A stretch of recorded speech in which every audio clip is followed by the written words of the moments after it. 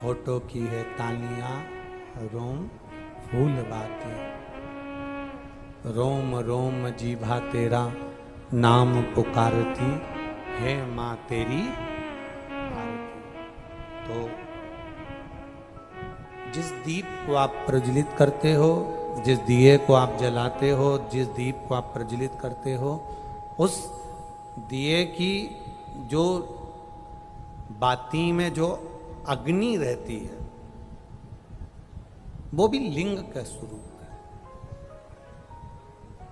वो भी लिंग का स्वरूप है। इसको हमारे यहां ज्योतिर्लिंग कहा गया, ज्योतिर्लिंग नहीं, ज्योतिर्लिंग कहा गया।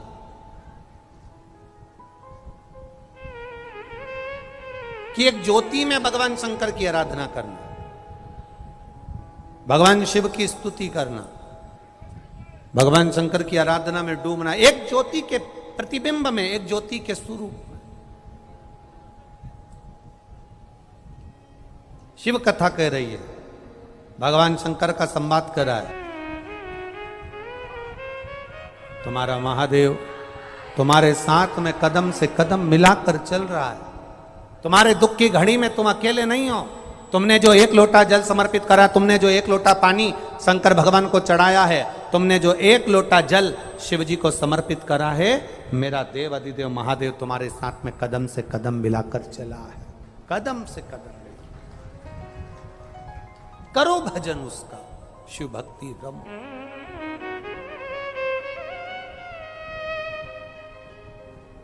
एक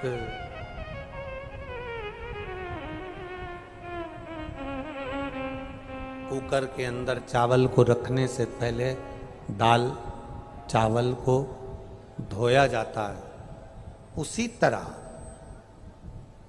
भगवान भी अपने दिल में रखने से पहले अपने भक्त को अच्छे से धो देता है, धोता है। दुख सुख ये सब दुख सुख का पानी डालकर हमको धोएगा, हमको साफ करेगा वो, तब जाकर कहीं फिर हम भगवान के हो पाते हैं। कई लोग कहते हैं गुरुजी हमें, हमारे घर के लोग गाली देते हैं, हमारे परिवार वाले अपशब्द कहते हैं, महाराज ताने देते हैं, हमारे घर के लोग गालियां देते हैं, अपशब्द कहते हैं, आड़ा टेढ़ा कहते हैं, जब देखो जब कुछ ना कुछ बोलते ही रहते हैं,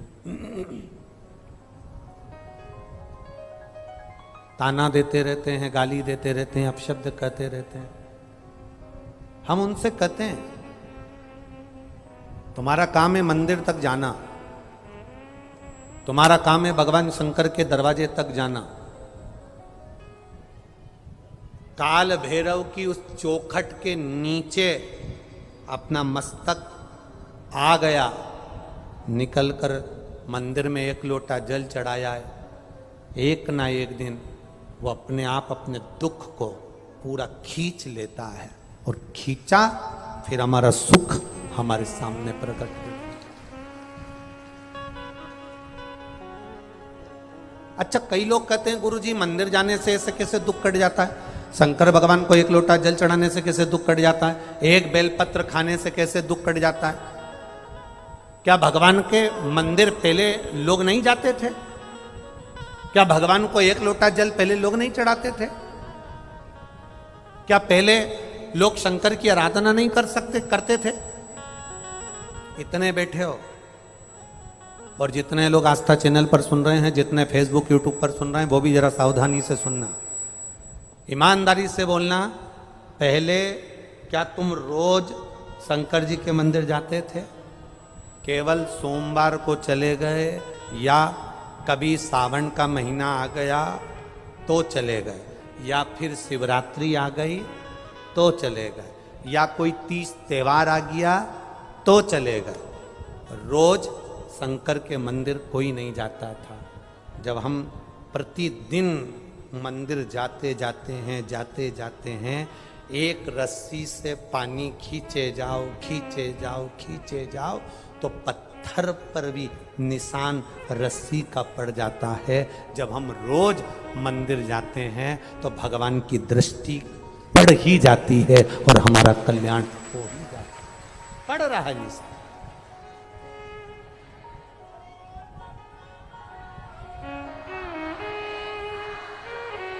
निशान पड़ेगा वो, आप जाओ उसके चौखट पर। दुनिया के लोग गाली देंगे, दुनिया के लोग अपशब्द कहेंगे, दुनिया के लोग ताने देंगे, दुनिया के लोग आड़ा टेढ़ा बोलेंगे, बोलने दो। आड़ा टेढ़ा बोले बोलने दो, शब्द बोले बोलने दो, अपशब्द बोले बोलने दो। ये इतने सारे किसान बहन भाई भी बैठे होंगे, फसल बोते होंगे, जमीन में जो बीज ऊपर की ऊपर पड़ा रहता है वो पौधा बनता है क्या? पेड़ बनता है क्या? नहीं, अंकुरित हो जाएगा, इतना सा अंकुरण उसमें हो जाएगा, पर वो पौधा नहीं बन पाएगा, वो पेड़ नहीं बन पाएगा। जो बीज जमीन के अंदर दब गया, जो बीज जमीन के अंदर चला गया, वजन पड़ गया, दब गया, तब वो बीज पौधा बना, पेड़ बना, अंकुरित हुआ और वृक्ष बनकर सामने आया। जिसको दुनिया के लोग दबा देते हैं, गाली देते हैं, अपशब्द कहते हैं, ताने देते हैं, रोज रोज मंदिर जाती है, रोज रोज शंकर जी के मंदिर जाती है, सीहोर वाले महाराज के कहने पे चलती है, पशुपति व्रत करती है, सोमवार का व्रत करती है, एक लोटा जल चढ़ाने जाती है, अपने आप को सावित्री समझती है, अपने आप को सत्यवान समझती है। दुनिया के लोग जब तुमको दबाते हैं, अपशब्द कहते हैं, ताना देते हैं, समझ लेना बीज जमीन के अंदर जा रहा है। जिस पर मिट्टी पड़ती चली जाती है वो बीज एक दिन पेड़ बन जाता है। और आपको जब गालियां पड़ती है, अपशब्द कहते हैं, ताने देते हैं, आड़ा टेढ़ा कहते हैं, आड़ा टेढ़ा शब्द कहते हैं, तुम मिट्टी में दबते चले जाते हो और एक दिन पेड़ बनकर जब सामने आते हो तो दुनिया के लोग भी चक्कर में पड़ जाते हैं कि इसका इतना कल्याण कैसे हो गया, इसके पास इतना धन कैसे आ गया, इसके पास इतना वैभव कैसे आ गया, इसकी इतनी सत्ता कैसे हो गई, इतना धन कैसे आ गया, आखिर कैसे? क्या अजमेर में, पुष्कर में क्या धनपति करोड़पति नहीं है? ईमानदारी से बोलो, जरा जरा जम के तो बोलो, है कि नहीं? अजमेर में, पुष्कर में क्या कोई करोड़पति नहीं है, धनपति नहीं है, वैभवपति नहीं है, सत्तापति नहीं है? कई होटलों के मालिक होंगे, कई गाड़ियों के मालिक होंगे, कई सामग्री के मालिक होंगे, ढेरों की संपदा, ढेरों का धन, ढेरों का वैभव होगा, पर क्या सभी के भाग्य में शिव महापुराण की कथा लिखी है? नहीं, ये खंडेलवाल परिवार के भाग्य में थी, हो गई।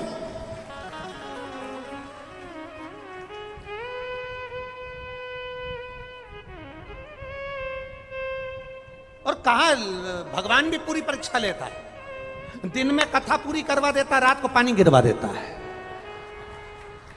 परीक्षा पूरी लेता है, वो पूरी पूरी लेगा। और पानी भी ऐसा वैसा नहीं आता, दमदारी से भड़ भड़ करके आता, परीक्षा पूरी लेता हो।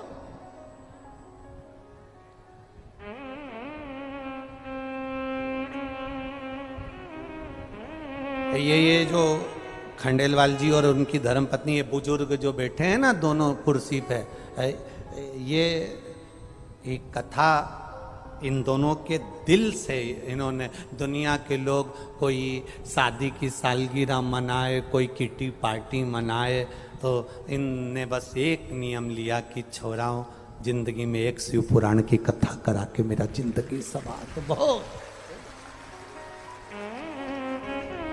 और धन्य है इनके बच्चे भी, इनकी बहुएं भी, इनकी बेटियां भी, इनका परिवार साधुवाद का पात्र है। इतनी बड़ी कथा में व्यवस्थाएं करना थोड़ा कठिन पड़ता है। बोलो रीजी जी, सही है कि गलत है? इतनी व्यवस्था करना बड़ा कठिन काम। कथा छोटी वोटी होए तो व्यवस्था करने में आ जाए, पर इनका ठिकाना ही नहीं। कल वो विधायक जी कह रहे थे कि यहाँ से लेके अजमेर तक की जो, यही शिव भक्ति है, इसी को शंकर की भक्ति कहते हैं। महाराज, सहजता नहीं है कहीं।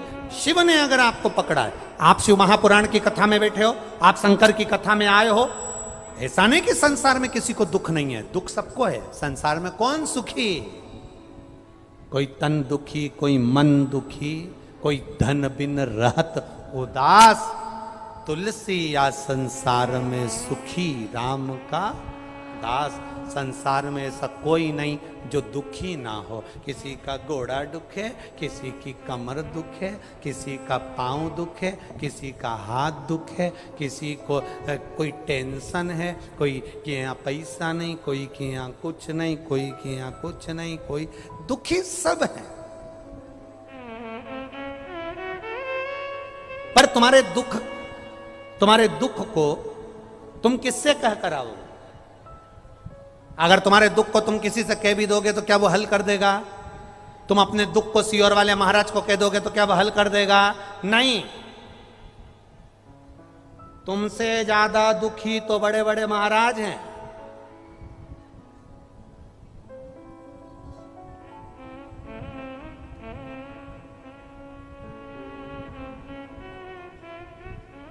तुमसे ज्यादा दुखी है।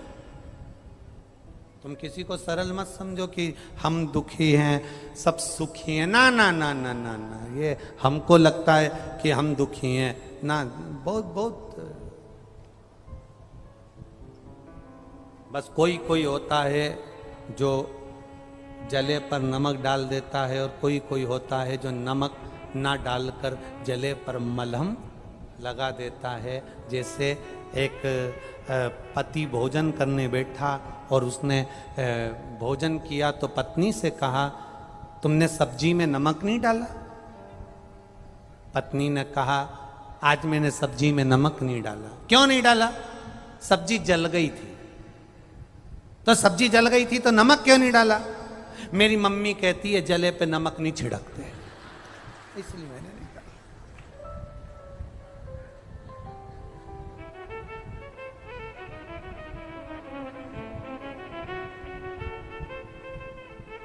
पति ने कहा, तेरी मम्मी ने ये सब्जी का नहीं बोला। तो पत्नी ने बोला, कौन सी सब्जी?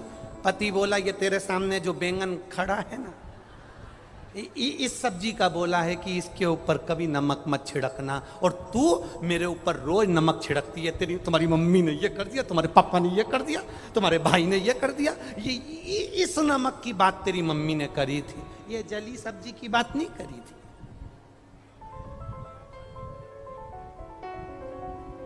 दुखी कौन नहीं है? दुखी सब है। किससे कहोगे? किसी महाराज से जाकर कहोगे कि हमें दुख है? महाराज के घर में जाकर देखना कि वो कौन सा सुखी है। महाराज के घर में जाकर देखना कौन सा सुखी है। संसार में कोई सुखी नहीं। शिव महापुराण की कथा कहती है, अपने दुख को कोई दूसरा नहीं काट सकता। पहले भी कथा में कहा, खुजाल चलेगी, हमको खुजालना पड़ेगा। भूख लगेगी, हमको भोजन करना पड़ेगा। प्यास लगेगी, हमको पानी पीना पड़ेगा। और मान लो सिर हमारा दुखा तो गोली भी, बोलो बोलो जम के बोलो, हमको खाना पड़ेगा। अगर पेट दुखा तो दवाई भी हमको खाना पड़ेगी। अगर छींक आई हमको तो छींकना भी, बोलो बोलो बोलो, हमको पड़ेगा। खांसी आई हमको नहीं, पड़ोसन से कह दो, अब तुम मत खासो, पड़ोसन से कह खासो, और मुंह बंद करके बैठ जाओ। अब तुम्हारी खांसी तुम नहीं खासोगे क्या? अब तुमको आ रही छी,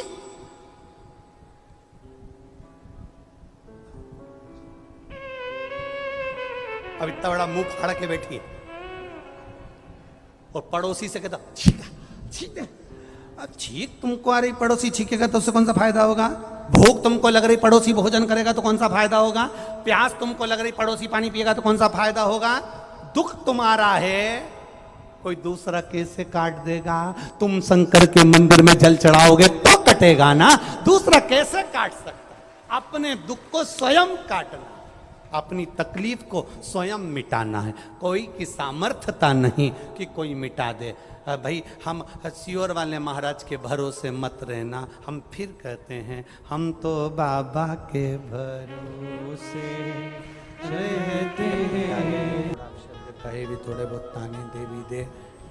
मिट्टी के नीचे बीज दब जाता है और फिर अंकुरित होता है, वृक्ष बनता है, पौधा बनता है, और वही वृक्ष, वही पौधा जनमानस का कल्याण करता है। कोई लोग कहते हैं हम शंकर जी की आराधना करें, पूजन करें, और शिव जी की पूजन में कोई गलती नहीं होना चाहिए, ऐसे लोग कहते हैं। शिव जी की पूजन में कोई गलती नहीं होना चाहिए, ये दुनिया के लोग कहते हैं गुरुजी।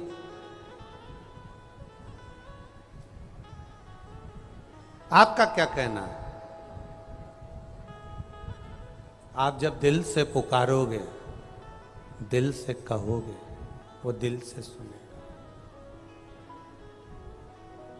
लोग कहते हैं शंकर जी की पूजा में कोई कमी नहीं होना चाहिए, नहीं तो शंकर जी क्रोधी हो जाते हैं, गुस्सा करते हैं और श्राप दे देते हैं। हमने सुना है लोग ऐसा कहते हैं। हम निवेदन करना चाहेंगे, शंकर भगवान के पास में शिव जी किसके देवता हैं? उसका नाम है पशुपति। जम के बोलो जरा, पशुपति नाथ। अब पशु में ये अकल होती है क्या कि यहां बैठना है कि वहां बैठना है कि ऐसे बैठना है कि वैसे बैठना है? बोलो बोलो, जम के बोलो जरा। होती है? पक्षी में अकल होती है क्या कि हमको यहां बैठना है कि वहां बैठना है? भूत प्रेत में अकल होती है क्या? बोलते जाओ जरा जम के। डाकनी पिशाचनी में अकल होती है क्या? नहीं। भगवान शंकर किसके देवता हैं? देवताओं के भी देवता शिव, असुर राक्षसों के भी अगर कोई देवता है तो शिव, पशुओं के देवता हैं तो शिव, पक्षियों के देवता हैं तो शिव, और भूत प्रेत डाकनी पिशाचनी सब के देवता हैं तो शिव। शंकर भगवान की कथा कहती है पशु पक्षी जीव जलचर थलचर वायुचर किसी में बुद्धि नहीं होती, वो जैसे शंकर को रिझाते हैं शंकर वैसे रीझ जाते हैं। आपसे थोड़ी बहुत गलती हो भी जाए शंकर उसको नहीं दे,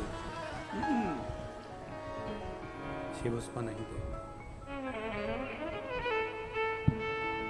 भगवान शंकर तुम्हारी गलती को नहीं देखेंगे। भगवान शंकर, शिव कभी गलती नहीं देखते।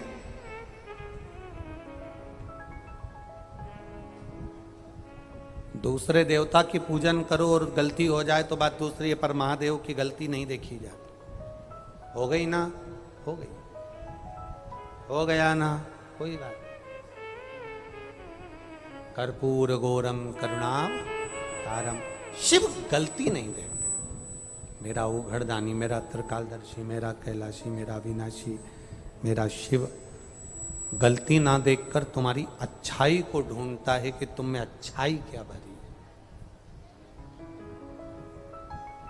ब्रह्मा जी ने शंकर भगवान को अपशब्द कहा, ताने दिए, आड़ा टेढ़ा बोला, तो भी भगवान शंकर ने उनकी गलती नहीं देखी। उनका जो सिर कट गया था उसको बड़ का पेड़ बना दिया, बट वृक्ष बना दिया। शंकर जी ने देखा कि ब्रह्मा जी से गलती हो गई, उन्होंने किन्नरों की सृष्टि बना दी।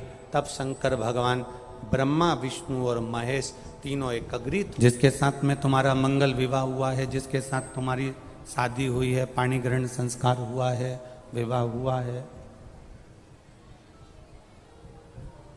वो प्रयास करती है कि कभी अपशब्द ना बोले।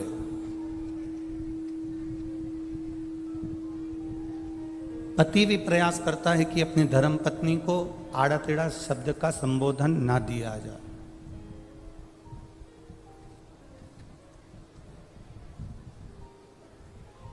कोई ऐसा शब्द ना बोला जाए जिससे पति की वाणी का बुरा पत्नी को लगे या पत्नी की वाणी का बुरा पति को लगे।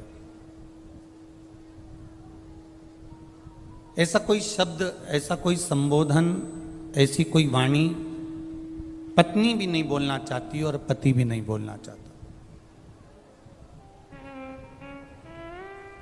हमने एक बात पहले की कथा में कही है, अगर आपके स्मरण में होगी तो आप लोगों ने अगर सुना होगा, अगर आस्था चैनल पर आप कथा सुनते होगे तो आपके स्मरण में होगी। हमने पहले भी कथा में कहा, ना पति बुरा होता है, ना पत्नी बुरी होती है, ना सास बुरी होती है, ना बहू बुरी होती है, ना भाई बुरा होता है, ना देवरानी बुरी होती है, ना जेठ बुरा होता है, ना जेठानी बुरी होती है, ना हम बुरे होते हैं, ना हमारा रिश्तेदार बुरा होता है। एक समय ऐसा हो जाता है जो हर एक व्यक्ति से बुराई उत्पन्न करा देता है। उस समय को हमें टाल देना।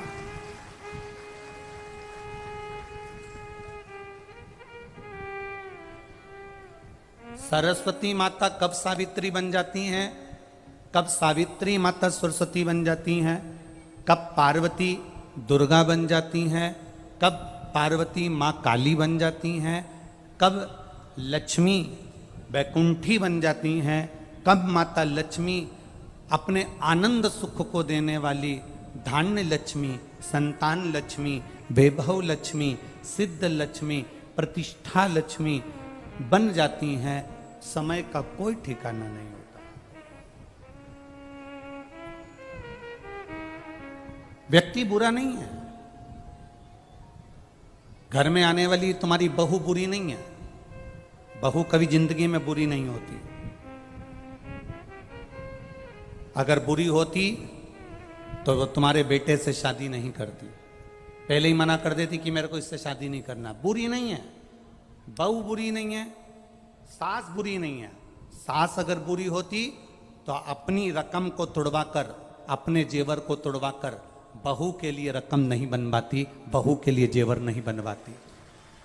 बहू बुरी नहीं है, सास बुरी नहीं है, पति बुरा नहीं है, परिस्थितियां कुछ ऐसी बन जाती हैं, कुछ समय की घड़ी, पल, क्षण, चक्र ऐसा चल जाता है जिसके कारणवश हमारे भीतर बुरा हमको नजर आने लगता है, बुरा हमको दिखने लगता है।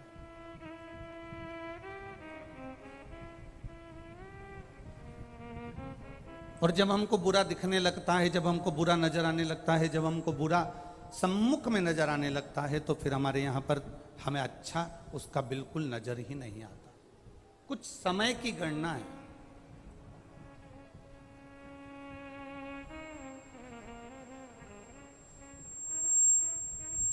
हम कर्म कर कर भूल जाते हैं, पर हमें भान नहीं हो पाता कि हमने कर्म कौन सा करा। एक प्रसंग आपने सुना होगा, एक प्रसंग अपनी जिंदगी में उतारा होगा। भगवान कृष्ण कारागार में माता देवकी और वसुदेव को छुड़ाने के लिए गए, तब भगवान कृष्ण की जो उम्र थी वो 14 वर्ष की थी। कितने वर्ष के हैं? जम के बोलो जरा। 14 वर्ष।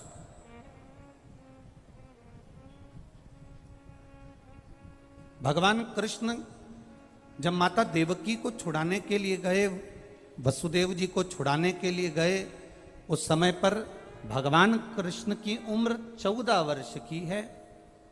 तो माता देवकी के जब कारागार से भगवान मुक्त कर रहे थे, तो देवकी ने भगवान कृष्ण से पूछ लिया कि तू तो भगवान है,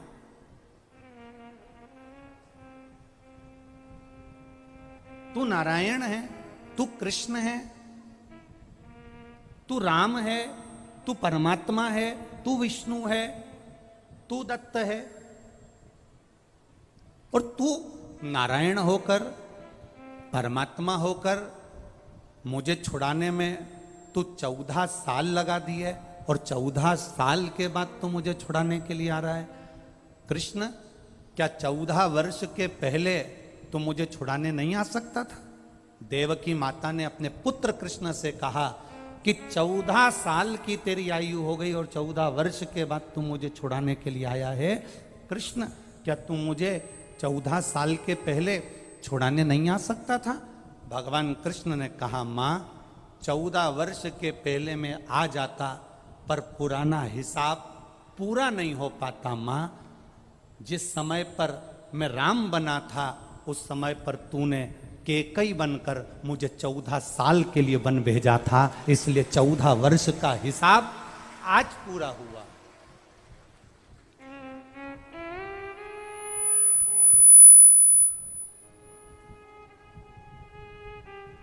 चौदह वर्ष का हिसाब आज पूरा हुआ है। तूने मुझे 14 वर्ष के लिए वन करा था, वन भेजा था।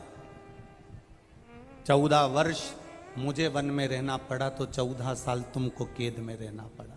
ये हिसाब है मनुष्य जीवन का।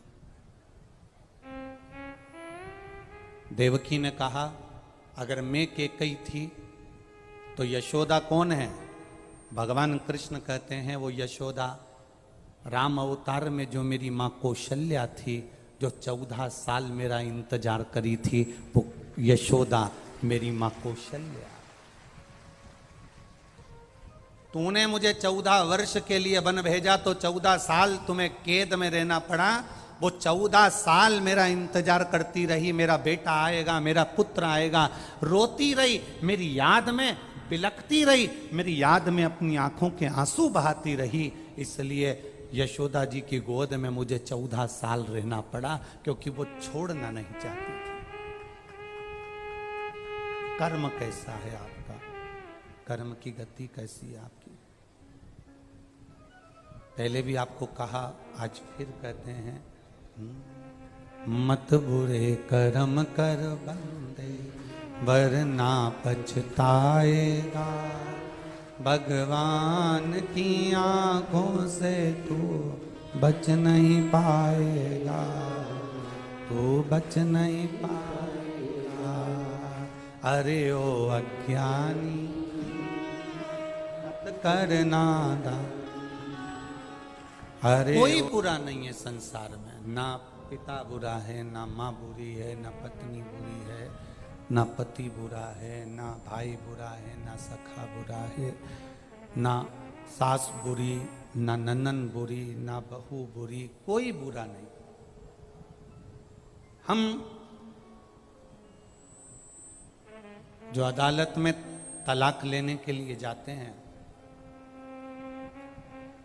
पति पत्नी दोनों अदालत में तलाक लेने के लिए खड़े रहते हैं, हम उनसे हमेशा कहते हैं थोड़ा सा इंतजार करो, इतनी जल्दी निर्णय मत लो कि मुझे तलाक चाहिए। इतनी जल्दी मायके में जाकर मत बैठ जाओ कि मैं इस व्यक्ति के साथ रह नहीं सकती,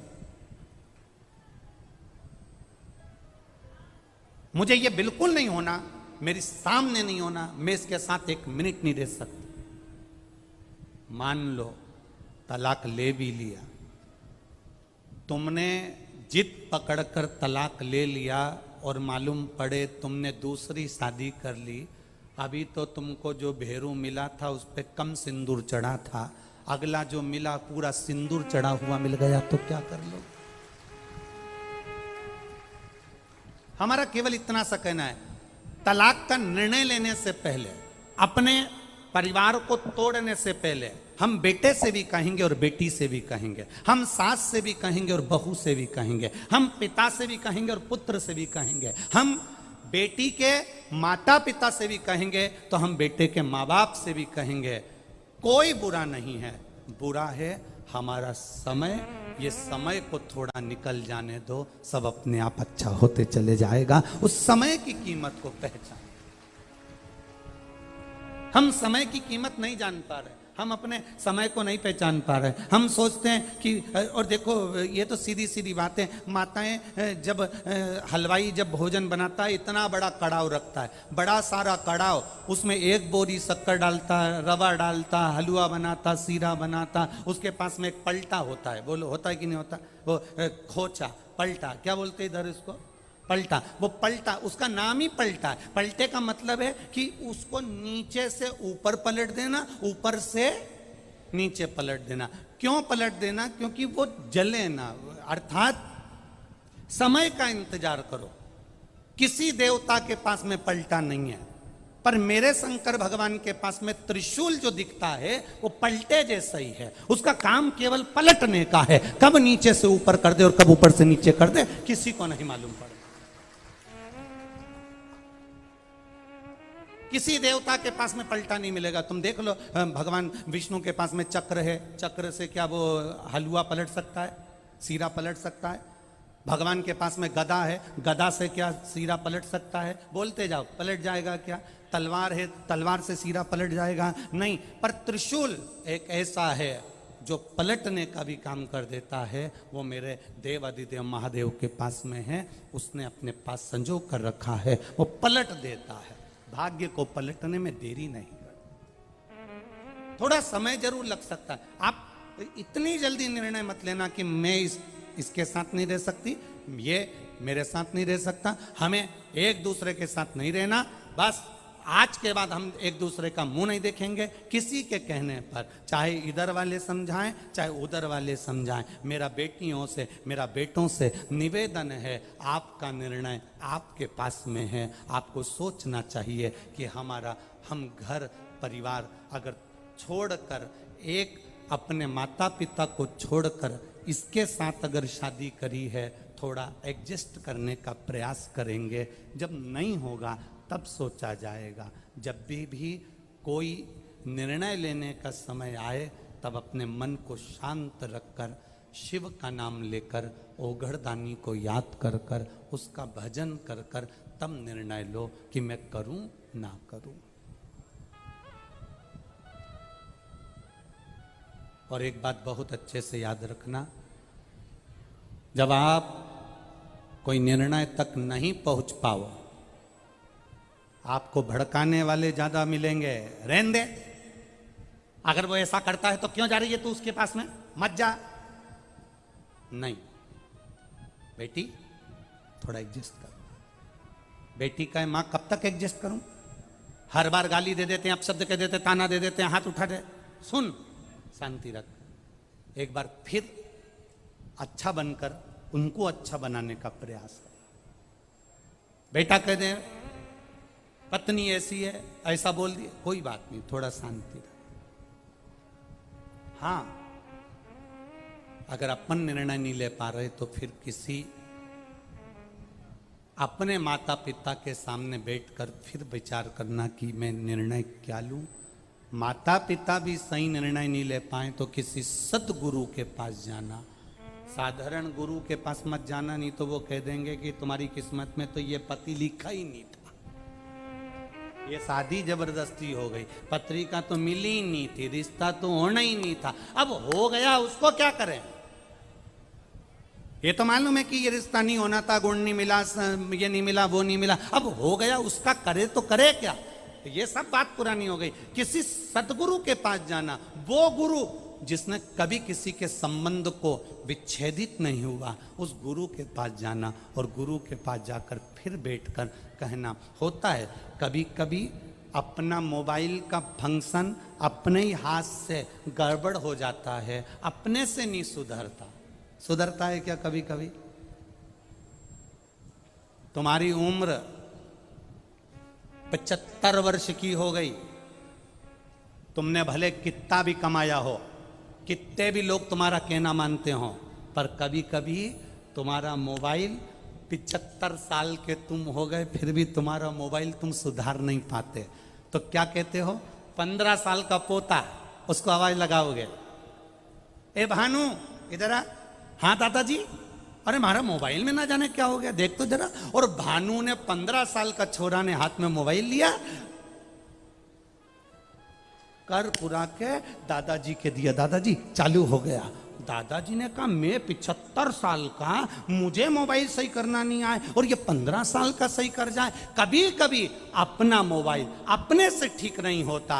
तुम ये मत सोचना कि तुम बहुत उम्र वाले हो गए, हमने कोई धूप में बाल सफेद नहीं करे, हमने कोई ऐसा नहीं करा। इतनी अकड़ में मत रहना कि कभी कभी 75 साल वाले का भी मोबाइल 15 साल का छोरा सही कर जाता है। वो स्मरण रखना अपने पास। कभी कभी घर के छोटे भी अच्छा निर्णय दे जाते हैं, कभी कभी घर के बच्चे भी अच्छा निर्णय दे जाते हैं।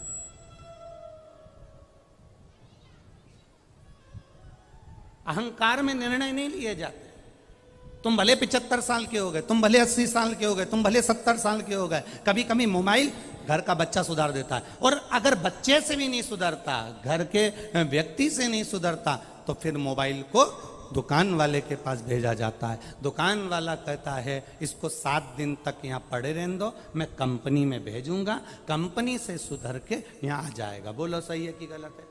कंपनी में जाएगा, वहां से सुधर कर आ जाएगा। कितना दिन लगेगा? का 7 दिन लगेगा। बस अगर तुम्हारी बुद्धि काम ना करे, तुम्हारा चित्त काम ना करे, सही निर्णय तुम अपने बेटा बेटी के लिए ना दे पाओ, तो फिर 7 दिन के लिए शिव पुराण में जाकर बैठ जाना। कंपनी में अगर जाकर बैठ गए तो मोबाइल ठीक हो सकता है। 7 दिन कंपनी में मोबाइल को ले जाकर पटक दो, ठीक हो सकता है।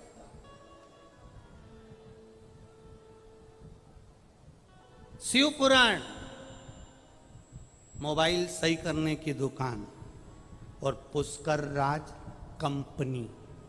अब 2 ही चीज एक ही जगह मिल गई तो तुम तो सुधर आए हो, फिर तो क्या सोच रहा हो? अब उसमें तुम्हारे को सोचने की जरूरत है क्या?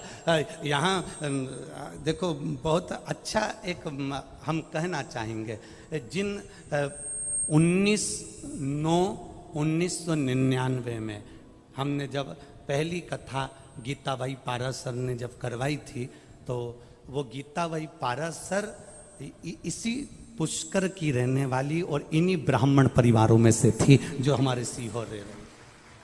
और यहाँ कई ब्राह्मण पुरोहित परिवार ऐसे होंगे जिनकी वो रिश्तेदार भी लगती होगी। किनकी रिश्तेदार? खड़े होना जरा आप लोगों के, ये इन लोगों के रिश्ते में भी है। और कल हमारे वो पुरोहित जी हमको जो दर्शन कराने गए, उनके भी रिश्ते में है। ये एक सहज वाली बात है।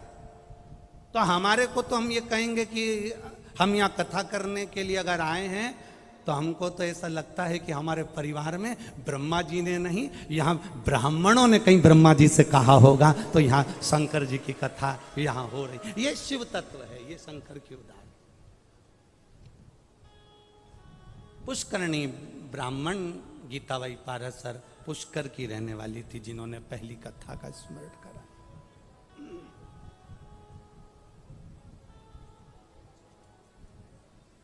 अब थोड़ा निर्णय लेने में देरी हो, थोड़ा चलेगा।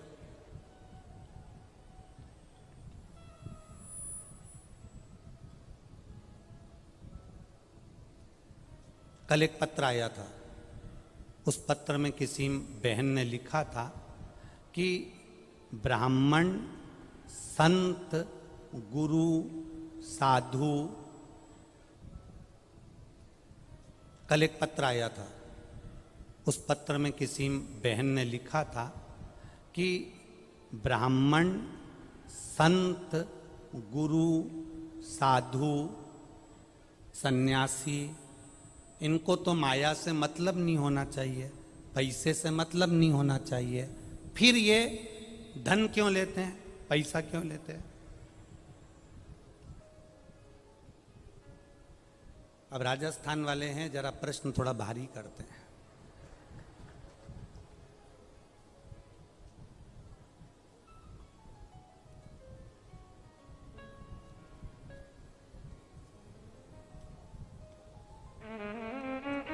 डटके तो घी खाते हैं। कौन? अरे बोलो बोलो जम के। राजस्थान के लोग डटके घी केवल खाते नहीं है, राजस्थान मारवाड़ का एक एक व्यक्ति जितना खाता नहीं है घी, उससे दुगना मेहमानों को खिला देता है। ये वो राजस्थान, ये कोई साधारण है क्या राजस्थान? अब तो किसी ने पूछा, गुरुजी ब्राह्मण, संत, साधु, गुरु, पंडित, जितने साधु, सन्यासी, तपस्वी, इनको तो माया से मतलब नहीं होना चाहिए, धन से मतलब नहीं होना चाहिए, फिर ये पैसा क्यों लेते हैं, फिर ये धन क्यों लेते हैं, ये माया क्यों लेते हैं? तो मेरा निवेदन केवल इतना है कि संत, साधु, गुरु, सन्यासी, ब्राह्मण, ये सब तुमसे पैसा, माया इसलिए लेते हैं कि माया भी रोती है कि हमारी कब काया सुधरेगी? जब साधु संत के हाथ में आती है, साधु संत उसे भंडारे भोजन में लगा देता है, तो माया की भी काया पलट जाती है। इसलिए संत, ब्राह्मण, साधु, गुरुजन, सन्यासी, तपस्वी, साधक, उपासक, ये धन तुमसे लेकर माया की काया पलटने में लगा दे।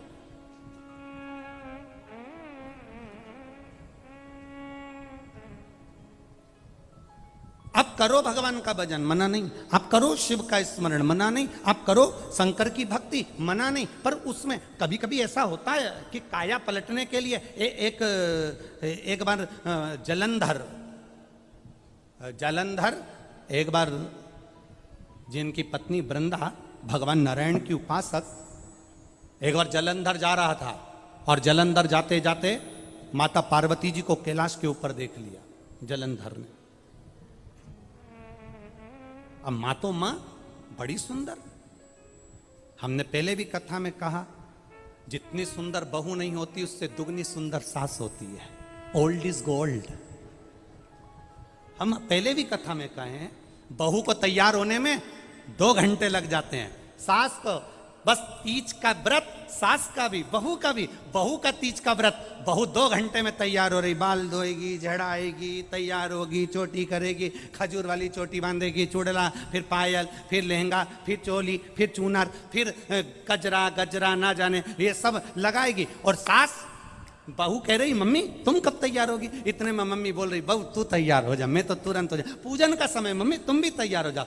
बहू 4 बजे से तैयार होने में पिली, तब जाके 7 बजे भी पूरी तैयार नहीं हो पाई। सास ने कहा हो गई, बस अब भी आई, अब भी तुरंत कमरे में गई, आधा घंटा फिर निकल गया, 7:30 बज गई और सास स्नान करी, अंदर गई, 2 मिनट में चोटी करी, एक साड़ी उसने अपनी पुरानी निकाली और पटला पटली लगा के जो सास पहन के बाहर आई, इतने में तो बहू की जान जल गई। डोकरी के देखे तो सरी कई सुंदर लग रही है, ऐसे सुंदर, गजब।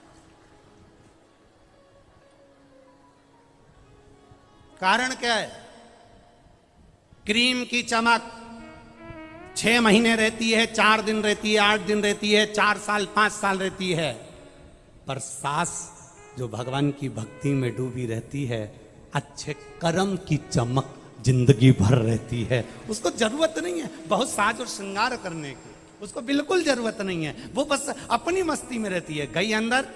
और कभी कभी तो उसको अगर लाली लगाना भी नहीं आती ना, तो उसमें से ऐसे लेके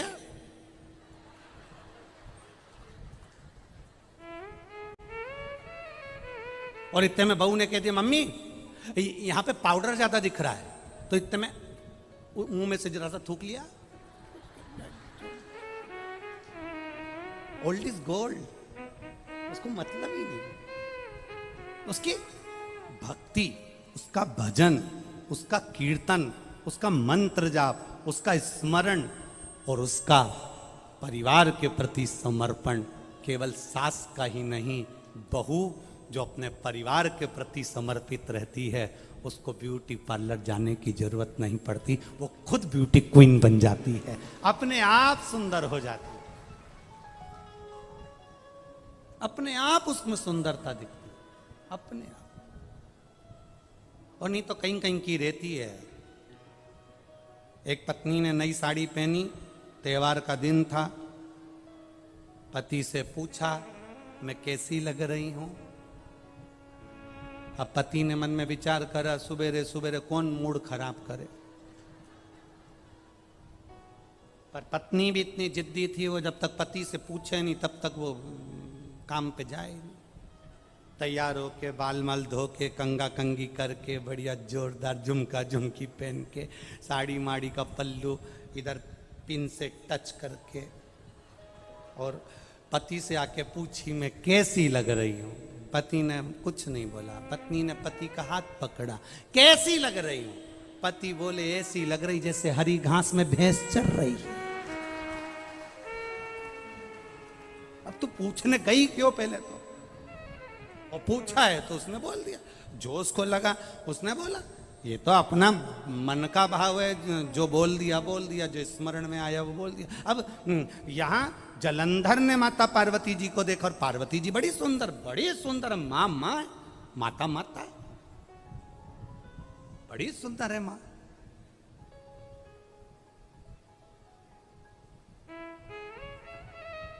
जालंधर ने देखा कि पार्वती जी बड़ी सुंदर हैं।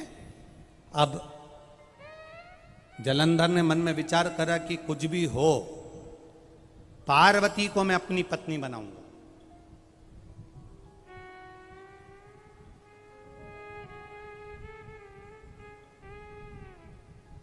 पहले कथा में कहा था, दूसरे की नारी, दूसरे का धन, दूसरे का मकान, दूसरे का वैभव देखकर कभी अपनी दृष्टि को गलत मत होने दो, कभी मत होने। जालंधर ने गलती कर दी, और जालंधर ने देखा पार्वती जी बड़ी सुंदर है, मैं इनसे विवाह करूंगा, मैं इनसे शादी करूंगा। अब पार्वती जी तक ये खबर लेकर कौन जाए कि पार्वती जालंधर तुमसे शादी करना चाहता है, जालंधर तुमसे विवाह करना चाहता है? इस खबर को लेकर जाएगा कौन? इस सूचना को लेकर पार्वती जी तक पहुंचेगा कौन? चंद्रदेव को बुलाया, चंद्र ने मना कर दिया। इंद्रदेव को बुलाया, इंद्र ने मना कर दिया। सबको बुलाया, गरुण वरुण सब आए, परंतु सबने मना कर दिया। सूचना पहुंची ब्रह्मा जी के पास में। ब्रह्मा जी,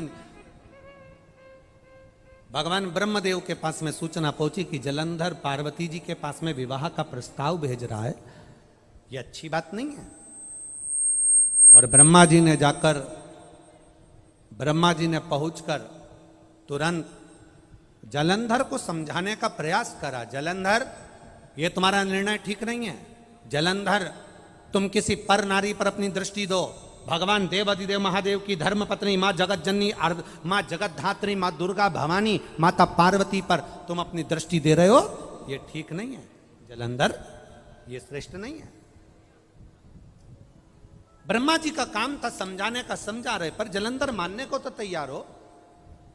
कभी कभी ऐसा हो जाता है, बेटी को समझाया जाए तो नहीं मानती, बेटे को समझाया जाए तो नहीं मानता, सास को समझाया जाए तुम चुप हो जाओ, नहीं मानती, ससुर को समझाया जाए तुम चुप हो जाओ, नहीं मानते, भाई को समझाया जाए तुम चुप हो जाओ, नहीं मानते। फिर वही बात है, समय की घड़ी ऐसी चलती है जिस समय पर क्रोध जब उपजता है कोई मानने को तैयार नहीं होता, और जब पूरा काम बिगड़ जाता है तब सब आंख से आंसू ढालकर फिर रोते हैं, चुप बैठे रहते हैं। जालंधर को समझाया, जालंधर को समझाने का प्रयास करा। जालंधर को समझाने के लिए अग्रण्य आए। ब्रह्मा जी ने जालंधर को समझाने का प्रयास करा, ब्रह्मदेव ने जालंधर को समझाने का प्रयास किया, समझाया, नहीं माने।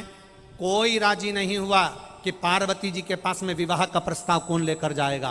केतु को बुलाया, केतु राजू नहीं हुआ। राहु को बुलाया तो राहु से जालंधर ने कहा, जब पार्वती के साथ अगर मेरा विवाह हो गया तो मेरा जो राज्य है राहु तुझे दे दूंगा। लालच आ गया, लोभ बढ़ गया, लालच बढ़ा।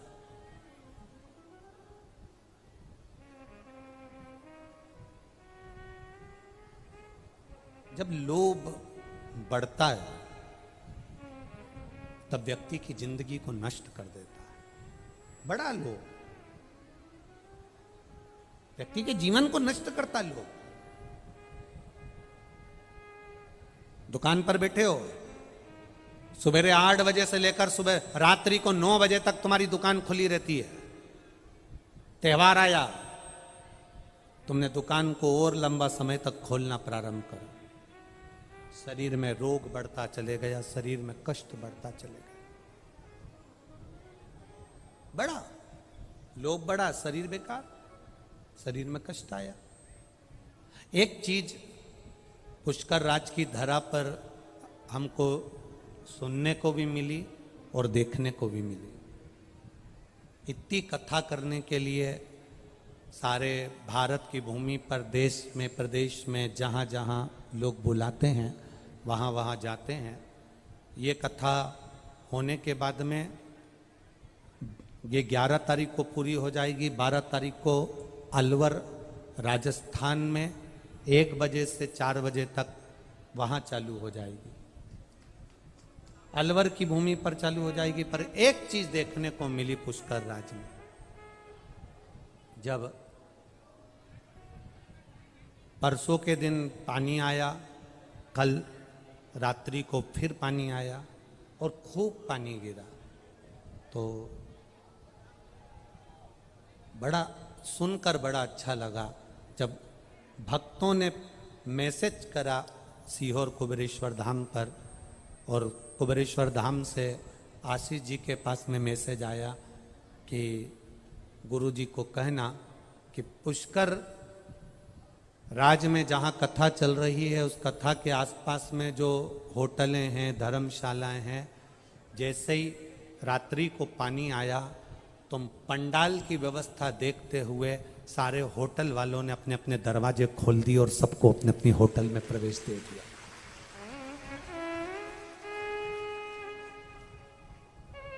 उसमें लिखा, किसी होटल वाले ने शंकर के भक्त से 1 रुपया नहीं लिया और उन्होंने कहा पानी आ रहा है, आप अंदर जाके सो जाओ।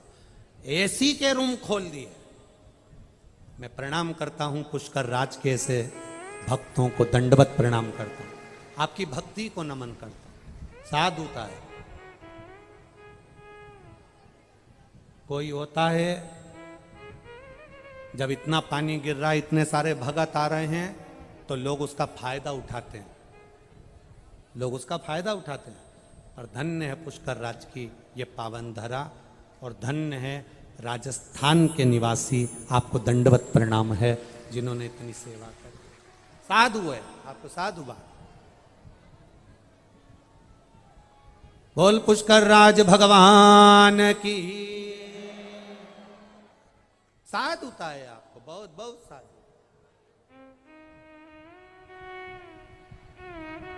होटल, अटारी, महल, संपदा, सत्ता, वैभव सब यहीं छूट जाना है। पर इतने शंकर के भक्तों के लिए आपने जो व्यवस्था करी है, इतने शंकर के भक्तों को जो आप पानी पिला रहे हो, भोजन करा रहे हो, या किसी न किसी रूप में इनकी सेवा कर रहे हो, खाली नहीं जाएगा। तुम्हारी सेवा का फल मेरा महादेव 3 महीने में लौटा कर जाएगा, निश्चित। वो सहज नहीं है महाराज। बोल बम का नारा है, बोल बम का नारा है। सहज नहीं है मेरा महादेव, सरल नहीं है मेरा महादेव, हिसाब पूरा रखता है।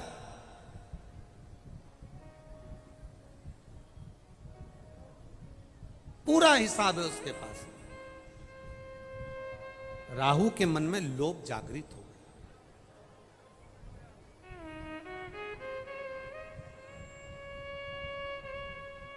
अब बहुत ज्यादा लोभ विनाश का कारण बन जाता है, बहुत ज्यादा लोभ। और राहु के हृदय में जब लोभ जागृत हो गया, राहु के हृदय में जब लोभ आ गया, क्योंकि जलंधर ने कहा कि राहु, अगर पार्वती से मेरी शादी हो गई, पार्वती से मेरा विवाह हो गया, तो मेरा जो राज्य है, जलंधर कह रहा है, मैं पूरा राज्य तुमको दे दूंगा।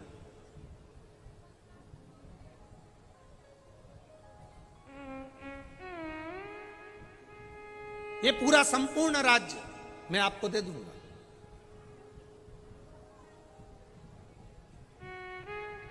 राहु ने कहा ठीक है, यदि ये संपूर्ण राज्य मुझे मिल रहा है, संपूर्ण राज्य मुझे प्राप्त हो रहा है, ये संपूर्ण राज्य अगर मुझे मिल रहा है तो मुझे विवाह का प्रस्ताव ले जाने में क्या दिक्कत है? मैं विवाह का प्रस्ताव ले जाता हूं।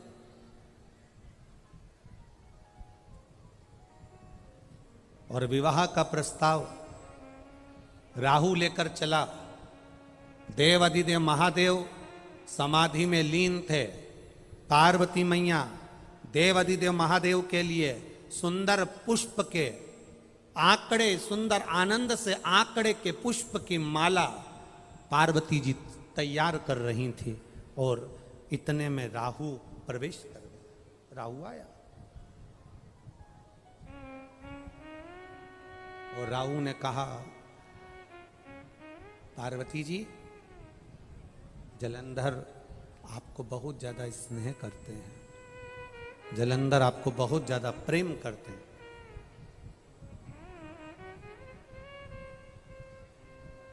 वो आपसे विवाह करना चाहते हैं। जैसे ही राहु ने कहा कि जलंधर आपसे विवाह करना चाहते हैं, सुनते से पार्वती जी को क्रोध नहीं आया, महादेव जी को क्रोध आ गया। पार्वती को क्रोध क्यों नहीं आया? उसका एक कारण है कि अगर नारी अपने पति के साथ मार्ग से जा रही हो, महाराज, नारी अगर मार्ग से अपने पति के साथ जा रही हो और पत्नी को कोई अपशब्द कहे तो क्रोध पत्नी में कम आकर पति में क्रोध ज्यादा आना चाहिए कि मेरी अर्धांगिनी मेरे साथ जा रही है और मेरे साथ मेरी अर्धांगिनी, बेस कम कर बाबू, मेरी अर्धांगिनी मेरे साथ में जा रही है और उसको अपशब्द कहा गया, उसको ताना दिया गया, उसको आड़ा टेढ़ा कहा गया, उसको अपशब्द बोला गया।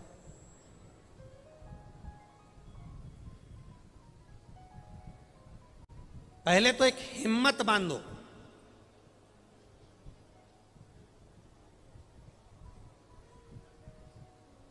पहले एक हिम्मत बांधी है कि नारी, लोग कहते हैं कि अबला होती है, लोग कहते हैं नारी कमजोर होती है, पर शिव महापुराण ने एक बार भी नहीं कहा कि नारी अबला होती है, कि नारी कमजोर होती है। जब जब देवताओं पर भी आफत आती है तो माता पार्वती चंडी बनकर टूटमान हो जाती है। नारी ना कभी अबला होती है और ना नारी कभी कमजोर होती है।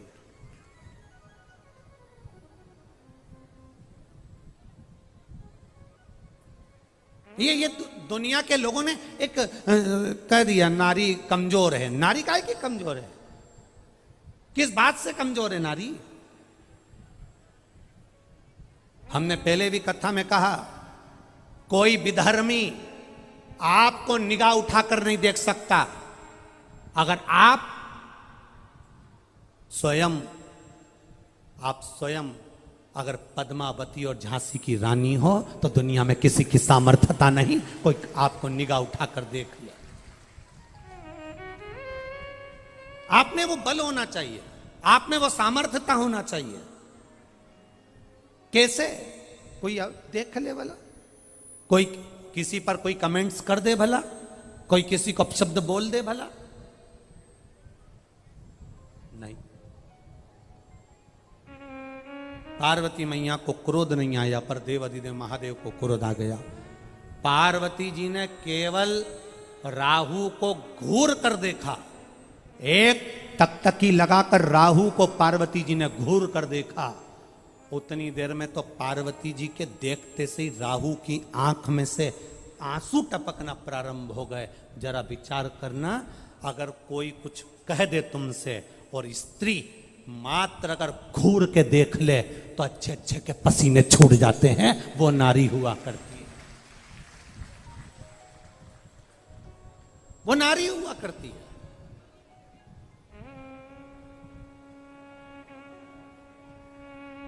कभी कभी बड़े एक बहुत विचित्र बात है, बहुत थोड़ा ध्यान देना हो।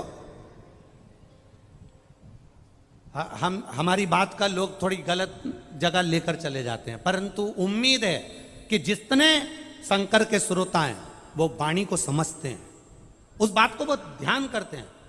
एक पहले ऐसा नियम था, बहुत बहुत पहले की बात है, बहुत पहले की बात है। पहले ऐसा नियम था, पति मर जाता था तो पत्नी ऐसा हाथ जोड़कर अर्थी के पीछे पीछे चलती थी और पति के साथ, बोलो बोलो जम के बोलो, सती हो जाती थी।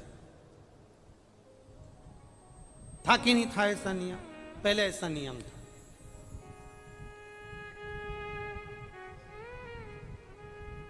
अब एक पति ने अपनी पत्नी से कहा कि पत्नी, स्त्री, नारी कमजोर होती है। तो नारी ने अपने पति से कहा, नारी बराबर दुनिया में कोई बलवान नहीं हो सकता। जब एक नारी अपने बच्चे को जन्म देती है तब उसका दूसरा जन्म होता है, वो मौत के मुंह से भी वापस लौट कर आती है अपनी औलाद को जिलाने के लिए। अपनी औलाद को जीवित रखने के लिए मौत के घाट से वापस लौट कर आती है। जितना बल नारी में होता है उतना बल पुरुष में नहीं। इतने में पति ने कहा, पत्नी में इतना बल नहीं जितना पुरुष में होता है। पत्नी ने कहा, ठीक है। जब पति प्राण छोड़ता है, मरता है, तो जलती हुई चिता में जिंदा नारी बैठती है, उसमें उतना बल होता है। अब एक बार कोई पति को, अभी तक नारी सती होती थी, किसी को सता होता हुआ बता दो। कोई एक ढूंढ कर लेकर आओ जो सता हो गया, एक नहीं मिलेगा। नारी में बल होता था। पति को अर्थी पर, चिता पर लेकर गोदी में बैठ जाती थी, लाल चूनर ओढ़कर, पूरा श्रृंगार कर कर पूरा गांव देखता था। और नारी की बलता यह होती थी कि वो सती हो जा। पर अब तुम कह रहे हो कि तुम इतने बलवान हो, तो पत्नी मरे तो सता क्यों नहीं हो गए? एक बलवता दिखाओ।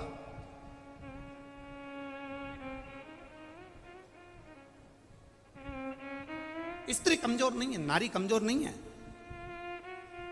आज की बेटियों को देखकर, आज की नवयुवक पीढ़ी को देखकर, आज की बेटियों को देखकर तो हृदय से कहूंगा, मेरी बेटियां अब कमजोर नहीं हैं। अब भले कुछ भी हो, बेटियां कदम से कदम मिलकर चलना जानती है। कमजोर नहीं है मेरी बेटियां।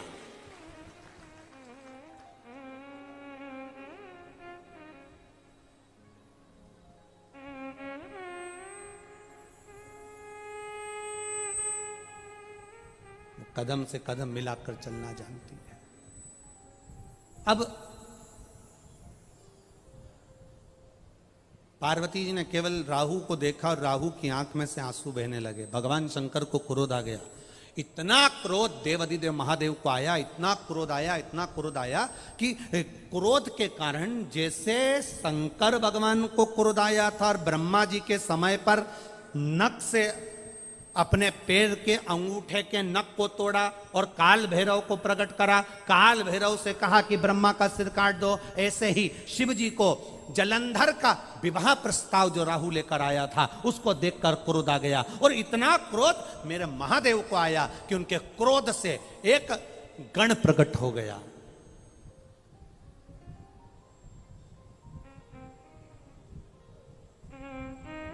एक गण प्रकट हो गया जिसका नाम था कीर्तिमुख। क्या नाम है? कीर्तिमुख। एक गण प्रकट हुआ। गण ने पूछा, मैं कौन? शंकर भगवान कहते हैं, जैसे मैंने काल भैरव को प्रकट करा था, तू किसी भैरव से कम नहीं है, तू किसी भैरव से कम नहीं है।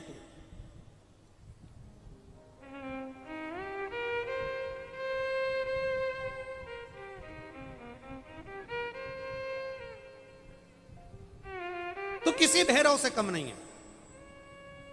जा, मेरे प्रकट होने का कारण क्या है? शंकर भगवान ने कहा, राहु को खजा, जा इस राहु को खा ले।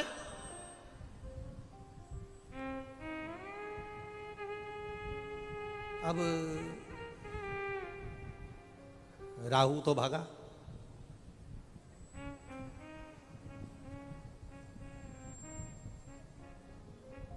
ये जो शादी के बीच में जो होते हैं ना, लड़का लड़की के बीच में जो होते हैं, रिश्तेदारों के बीच में जो होते हैं, थोड़ा सा भी संबंध खराब होता है ना तो सबसे वाले बीच में जो रहते हैं सबसे पहले भागते हैं। जिनने कराई थी शादी, जिनने कराई शादी, कोई के मामा जी ने कराई, कोई के मौसा जी ने कराई, कोई के काका जी ने कराई, कि हमारा परिचित था उसने कराई, और जैसे ही संबंध बिगड़ा, लड़का लड़की के बीच में संबंध बिगड़ा, अदालत में बात पहुंची, तो जो बीच वाला है ना सबसे पहले